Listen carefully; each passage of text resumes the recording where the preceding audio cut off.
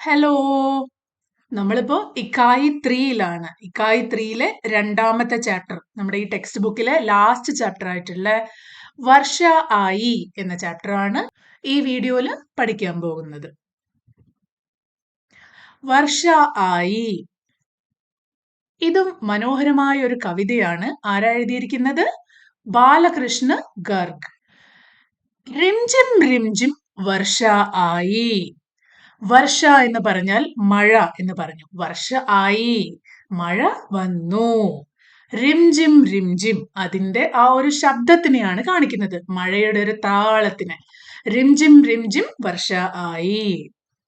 ധർത്തി കി sub പ്യാസ് ബുझായി. Dharti നമ്മുടെ ഭൂമി. ധർത്തി കി ഭൂമിയുടെ, സബ് പ്യാസ് ബുझായി. പ്യാസ് എന്ന് പറഞ്ഞാൽ ദാഹം.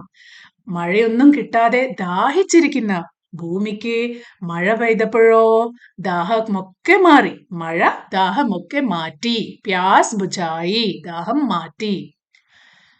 ശ്യാം ഘട്ടായേ ഗുമട്ട് രഹി ഹേ. ശ്യാം ഘട്ടായേ എന്ന് പറഞ്ഞാൽ കാർമേഘങ്ങൾ, ശ്യാമമേഘങ്ങൾ എന്നൊക്കെ പറയില്ലേ മലയാളത്തില്, അതുപോലെ ശ്യാം ഘട്ടായേ കാർമേഘങ്ങൾ, ഗുമട്ട് രഹി ഹേ ആകാശത്തിൽ അങ്ങനെ നിറയെ ഉരുണ്ടു കൂടുകയാണ്. ഗുമട്ട് രഹി ഹേ എന്ന് പറഞ്ഞാൽ ഉരുണ്ടു കൂടുകയാണ്. ആകാശത്തിലേക്ക് നോക്കിയാൽ നിറയെ കാർമേഘങ്ങൾ കാണാം. നദീ നാലിയാം ഉമട്ട് രഹി ഹേ. നദീ നാലിയാം എന്ന് പറഞ്ഞാൽ നദികളും അരുവികളും ഒക്കെ ഉമട്ട് രഹി ഹേ നിറഞ്ഞു കവിയുകയാണ്. ഉമട്ട് രഹി ഹേ നിറഞ്ഞു കവിയുകയാണ്. ഭരേ ഹുവേ ഹേ താൽ തലയ്യാം. ഭരേ ഹുവേ നിറഞ്ഞിരിക്കുകയാണ്. ഉമട്ട് രഹി എന്ന് പറഞ്ഞാൽ നിറഞ്ഞു കവിയുകയാണ്. ഭരേ ഹുവേ എന്ന് പറഞ്ഞാൽ നിറഞ്ഞിരിക്കുകയാണ്. താൽ തലയ്യാം, താൽ തലയ്യാം കുളങ്ങളും തോടുകളും ഒക്കെ. ബൂന്തേ കർത്തി താത്താത്തയ്യ, മഴത്തുള്ളികള് താത്താത്തയ്യ താളത്തിന് അങ്ങനെ വരികയാണ്. കർത്തി എന്ന് പറഞ്ഞാൽ അവര് ചെയ്യുന്നു. മഴത്തുള്ളികള് താത്താത്തയ്യ എന്ന് താളത്തില് വരികയാണ്. ഒന്നുകൂടി വായിച്ചു നോക്കിയാലോ. റിംജിം റിംജിം വർഷ ആയി, ധർത്തി की सब प्यास बुझाई. श्याम घटाए गुमट रही है, नदी नालियां उमट रही है. भरे हुए है ताल तलैया, ബൂന്തേൻ കർത്തി താത്താധയ്യ. മഴക്കാലത്തുള്ള പ്രകൃതിയെ എന്ത് ഭംഗിയായിട്ടാണല്ലേ ഇവിടെ വിവരിച്ചിരിക്കുന്നത്. മഴ വന്നു, ഭൂമിയുടെ ദാഹമൊക്കെ തീർത്തിരിക്കുകയാണ്. ആകാശത്തേക്ക് നോക്കിയാൽ നിറയെ കാർമേഘങ്ങൾ ഉരുണ്ടുകൂടി കിടക്കുന്നത് കാണാം.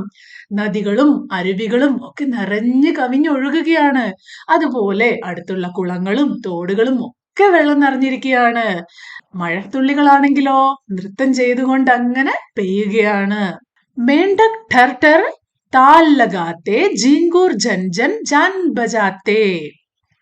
മഴ പെയ്യുന്ന സമയത്ത് മഴമേഘങ്ങളും വെള്ളങ്ങളും മാത്രമല്ല, ഭൂമിയിലുള്ള ജീവജാലങ്ങളും അതിനോട് എങ്ങനെയാണ് പ്രതികരിക്കുന്നത്? മേണ്ട് തവള, എപ്പോഴും മഴക്കാലത്ത് തവളയുടെ ട്ര ട്ര എന്ന ശബ്ദം കേൾക്കാം അല്ലേ? മേണ്ട ഠർ ഠർ താൽ ലഗാത്തേ എന്ന് താളം പിടിക്കുകയാണ്. ജിങ്കൂർ ചീവീടുകൾ, ആ സമയത്ത് ചീവീടുകളൊക്കെ വളരെയധികം വർദ്ധിക്കും. അവരുടെ ശബ്ദവും കൂടുതലായിട്ട് നമുക്ക് കേൾക്കാൻ പറ്റും. എങ്ങനെയാണ് അവരുടെ താളം? ജൻ ജൻ ജാൻ ബജാത്തേ. ജാൻ എന്ന് പറഞ്ഞാൽ കൈത്താളം അടിക്കുക എന്നൊക്കെയാണ് പറയുന്നത്. ഇനി പപീഹ, പപീഹ എന്ന് പറഞ്ഞാൽ വേഴാമ്പൽ. പീ പീ ഗീത് സുനാത്ത, അവരുടെ പാട്ടിനെ മധുരമായ സംഗീതമായിട്ടാണ് പറയുന്നത്. പപീഹ പീ പീ ഗീത് സുനാത്ത. മോർ മകൻ ഹോ നാച്ച് ദിഖാത്ത. മോർ മയിൽ, മയിൽ അങ്ങനെ മകൻ ഹോ ലയിച്ചിരുന്ന് നാച്ച് ദിഖാത്ത നൃത്തം ചെയ്യുകയാണ്. പപീഹ പാട്ട് പാടുകയാണ്, മോർ നൃത്തം ചെയ്യുകയാണ്. മേട്ടക്കും ജീങ്കൂറും ഒക്കെ അതിന്റെ കൂടെ താളം അടിച്ചു കൊടുക്കുകയാണ്. ഈ സംഗീത് ബഡാ സുഖ്ദായി. അപ്പോ മഴ പെയ്യുന്ന സമയത്ത് മഴയുടെ ശബ്ദവും ജീവികളുടെ ശബ്ദവും ഒക്കെ കൂടി കൂടി സംഗീത് ബഡാ സുഖ്ദായി, നല്ല സുഖം തരുന്ന, നല്ല സന്തോഷം തരുന്ന സംഗീതമാണ് ഇതെല്ലാം കൂടി ചേർന്നത്. ബഡാ എന്ന് പറഞ്ഞാൽ വലിയ.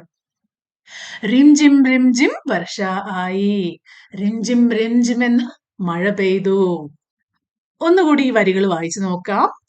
मेंढक टर टर ताल लगाते, झिंगूर झंझन झांझ बजाते, पपीहा पी पी गीत सुनाता, मोर मगन हो नाच दिखाता, यह संगीत बड़ा सुखदाई, रिमझिम रिमझिम वर्ഷ ആയി. ഈ കവിത നമ്മളൊരു മഴക്കാലത്തിലേക്ക് കൂട്ടിക്കൊണ്ടുപോകും പോലെ ഉണ്ടല്ലേ. മഴക്കാലത്ത് മുറ്റത്തേക്ക് ഇറങ്ങി ചുറ്റും നോക്കിയാൽ നമുക്ക് ഫീൽ ചെയ്യാൻ പറ്റുന്ന കാര്യങ്ങളെ അതുപോലെ വർണ്ണിച്ചിരിക്കുകയാണ്. നല്ല ഭംഗിയുള്ള കവിതയാണ്. എല്ലാവരും വായിക്കണം, ഈണത്തിൽ ചൊല്ലാൻ ശ്രമിക്കണം. ഇനി നമുക്കിതിന്റെ എക്സസൈസിലേക്ക് പോകാം. ഉചിത് സന്ദേശ് ജോഡെ പോസ്റ്റർ കി പൂർത്തി കരെ. ഇവിടെ ഒരു പോസ്റ്റർ വരയ്ക്കാനാണ് ഉദ്ദേശിച്ചിരിക്കുന്നത്. ഒരു മരം മാത്രമേ ഉള്ളൂ, ഇവിടെ ഒരു സന്ദേശവും കൊടുത്തിട്ടില്ല. ഈ 3 സന്ദേശം വായിച്ചിട്ട് ഇതിലേതാണ് ഇവിടെ കറക്റ്റ് ആയിട്ട് കൊടുക്കാൻ പറ്റുന്നത് എന്ന് നോക്കാമോ? ആദ്യത്തത് പേട് ലഗായേ, മരങ്ങൾ നട്ടു വളർത്തൂ. ഹരിയാലി ഫൈലായേ, പച്ചപ്പ് വർദ്ധിപ്പിക്കൂ. നമ്മുടെ നാട്ടിലൊക്കെ നല്ല പച്ചപ്പ് ഗ്രീനറി ഉണ്ടാക്കാൻ വേണ്ടി മരങ്ങൾ നടൂ എന്നാണ് ആദ്യത്തെ. രണ്ടാമത്തതോ പാനി അമൂല്യ ഹേ, വെള്ളം അമൂല്യമാണ്, വെള്ളം പ്രഷ്യസ് ആണ്, വളരെ അമൂല്യമായതാണ്. ജൽ ജീവൻ കാ ആധാർ ഹേ, വെള്ളമാണ് നമ്മുടെ ജീവന്റെ ആധാരം, അത്രയും ഇമ്പോർട്ടന്റ് ആണ്. രണ്ടാമത്തതും മൂന്നാമത്തതും വെള്ളത്തെ പറ്റിയാണ്, ആദ്യത്തത് മരത്തെ പറ്റിയാണ്. അപ്പൊ നമുക്ക് ഇവിടെ ഏത് ഹെഡിങ് കൊടുക്കാം? പേർ ലഗായേ ഹരിയാലി ഫൈലായേ. സഹി മിലാൻ കരെ ഓർ ലിഖേ. റിംജിം റിംജിം ഘുമട്ട് റഹി ഹേ. കവിതയിലുള്ള വരികളെ സ്പ്ലിറ്റ് ചെയ്ത് കൊടുത്തിരിക്കുകയാണ്. റിംജിം റിംജിം എന്തിന്റെ കൂടെയായിരുന്നു? വർഷ ആയി അല്ലെ, മഴയുടെ കൂടെ. അത് ഇവിടെ എഴുതിയിട്ടുണ്ട്. റിംജിം റിംജിം വർഷ ആയി. ഇനി അടുത്തതോ ധർത്തി കി, ഭൂമിയുടെ ദാഹം മാറ്റി. അതിനെന്തായിരുന്നു പറയാ? പ്യാസ് ബുഛായി. ധർത്തി കി പ്യാസ് ബുഛായി. അടുത്തത് ശ്യാം ഘട്ടായേ. ശ്യാം ഘട്ടായേ കാർമേഘങ്ങൾ ഉരുണ്ടുകൂടുന്നുണ്ടല്ലേ, അതിനെന്തായിരുന്നു പറയാ? ഘുമട്ട് രഹി ഹേ. ശ്യാം ഘട്ടായേ ഘുമട്ട് രഹി ഹേ. അടുത്തത് നദീ നാലിയാം, നദികളും അരുവികളും ഒക്കെ ഉമട്ട് രഹി ഹേ, നിറഞ്ഞ് കവിയുകയാണ്. നദീ നാലിയാം ഉമട്ട് രഹി ഹേ. താൽ തലയ്യാം, കുളങ്ങളും തോടുകളും ഒക്കെയോ ഭരേ ഹുയേ ഹേ, അതും നിറഞ്ഞിരിക്കുകയാണ്. താൽ തലയ്യാം ഭരേ ഹുയേ ഹേ. മൻപസന്ത് പങ്ക്തിയാം കോൺ കോൺ സി ഹേ ലിഖേ. നിങ്ങൾ ഓരോരുത്തരും ഈ കവിത വായിച്ചതിന് ശേഷം നിങ്ങൾക്ക് ഏറ്റവും ഇഷ്ടപ്പെട്ട വരികൾ ഇവിടെ എഴുതാനാണ് പറയുന്നത്. 1 വരിയാണെങ്കിൽ അത്, 2 വരിയാണെങ്കിൽ അത്, 4 വരിയാണെങ്കിൽ അത്. നിങ്ങൾക്ക് ഏറ്റവും ഇഷ്ടപ്പെട്ട വരി നിങ്ങൾ സ്വന്തമായിട്ട് കണ്ടെത്തി എഴുതണം. ഫോർ എക്സാമ്പിൾ, നമുക്ക് കൂടുതൽ ജീവികളുടെ ശബ്ദവും അതിനെങ്ങനെയാണ് ഒരു സംഗീതത്തോട് ഉപമിച്ചിരിക്കുന്നതെന്നും ഒക്കെ കൊടുത്തിരിക്കുന്ന ഈ വാക്കുകൾ എനിക്ക് വളരെയധികം ഇഷ്ടമായി. അതുപോലെ നിങ്ങൾക്ക് ഇഷ്ടമുള്ള വരികൾ ഈ താഴെ തന്നിരിക്കുന്ന സ്പേസിൽ എഴുതുക. ആവാസ് പഹചാനെ ഓർ ലിഖേ. ഇവിടെ തന്നിരിക്കുന്ന കാര്യങ്ങളുടെയൊക്കെ ശബ്ദങ്ങൾ ഓപ്ഷനിൽ നിന്ന് എടുത്ത് കറക്റ്റ് സ്ഥലത്ത് ചേർക്കുക. ആദ്യം തന്നെ ജൻജൻ. ജൻജൻ ആരുടെ ശബ്ദമായിരുന്നു? ജിങ്കൂർ, ചീവീടുകളുടെ ശബ്ദമാണല്ലേ. ഇവിടെ ചീവീടുകളുണ്ട്. അപ്പൊ ജൻജൻ ജിങ്കൂർ. ഇനി ടെർട്ടറോ, അത് ആരുടെ ശബ്ദമായിരുന്നു? മേണ്ടക്, തവളയുടെ ശബ്ദമാണ് ടെർട്ടർ. റിംജിം റിംജിം, മഴയുടെ ശബ്ദമാണ്. റിംജിം റിംജിം, മഴ പെയ്തു, വർഷ ആയി. കവിതാ സെ തുക്കാന്ത് ശബ്ദ വാലി പങ്ക്തിയാം ചുൻകർ ലിഖേ. തുക്കാന്ത് ശബ്ദം എന്ന് പറഞ്ഞാൽ റൈമിംഗ് വേർഡ്സ്, ഒരേപോലെ ഒറ്റ ശബ്ദം വരിക എന്നൊക്കെ പറയില്ലേ. 2 വാക്കുകള് ഒരേ വാക്കുകൾ അല്ലെങ്കിലും അത് ഒരുപോലെ ഉണ്ടാകും കേൾക്കാൻ. ജേസെ, ഇവിടെ എക്സാമ്പിൾ തന്നിട്ടുണ്ട്. വർഷ ആയി, പ്യാസ് ബുജായി. അപ്പൊ ഇവിടെ നോക്കിയേ, ആയി ബുജായി, രണ്ടും വേറെ വേറെ വാക്കുകളാണ്. പക്ഷെ അത് കേൾക്കുമ്പോ നമുക്ക് ഒരുപോലെ തോന്നും അല്ലെ. അപ്പൊ അങ്ങനെയുള്ള വരികൾ തപ്പി ഇവിടെ എഴുതാനാണ് പറയുന്നത്. നമ്മുടെ കവിതയിൽ നിന്ന് നമുക്ക് ഇതുപോലത്തെയുള്ള വേറെ വരികൾ എഴുതിയാലോ? അതിൽ നിറയെ ഇങ്ങനത്തെ വരികളാണല്ലേ. ഓരോ അടുത്തടുത്ത 2 വരികളും റൈമിംഗ് ആയിട്ടുള്ള വേർഡിലാണ് എൻഡ് ചെയ്യുന്നത്. श्याम घटाए घुमट रही है, नदी नालियां उमट रही है. घുमट रही है, ഉമട്ട് रही है. കേൾക്കാൻ ഒരുപോലെ ഉണ്ടല്ലേ? അതുപോലെ मेंढक ट्र ट्र ताल लगाते, झिंगूर झंझन जांच बजाते. लगाते, ബജാത്തെ ഇതും റൈമിംഗ് വേർഡിലാണ് എൻഡ് ചെയ്യുന്നത്. ഇതല്ലാതെ വേറെയും വരികളുണ്ട്. നിങ്ങൾ നോക്കി കണ്ടുപിടിച്ച് നിങ്ങൾക്ക് ഇഷ്ടമുള്ള വരികള് പുസ്തകത്തിലെ ഈ സ്പേസിൽ എഴുതാൻ ശ്രമിക്കുക. ചിത്ര ദേഖേ വാക്യ പഠേ. ഇവിടെ ഒരു ചിത്രം തന്നിട്ടുണ്ട്. എന്ത് ചിത്രമാണിത്? താലാബ്, ഒരു കുളമാണ്. പക്ഷേ ആ കുളം വരണ്ടിരിക്കുകയാണ്. വെള്ളം കിട്ടാതെ, ഒരു തുള്ളി വെള്ളമില്ലാതെ വരണ്ടു പോയൊരു താലാബിന്റെ ചിത്രമാണിത്. ഇവിടെ എന്തൊക്കെയാ എഴുതിയിരിക്കുന്നത്? താലാബ് മേ പാനി നഹി ഹേ. നഹി എന്ന് പറഞ്ഞ ഇല്ല.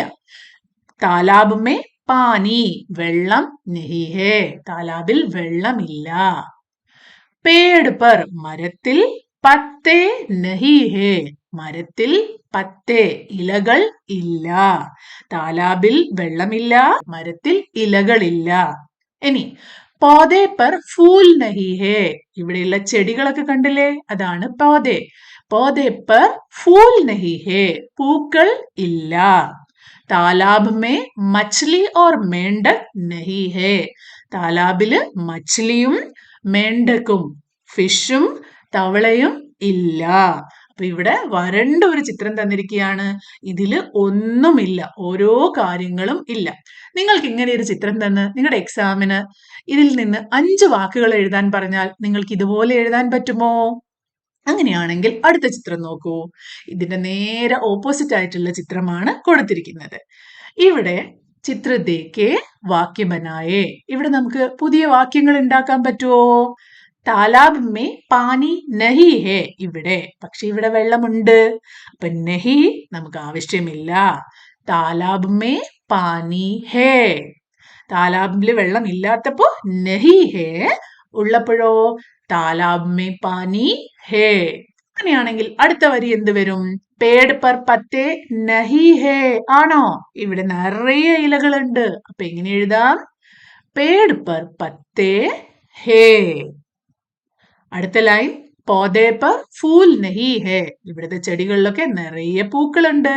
അപ്പോ പോദേ പർ ഫൂൽ ഹേ.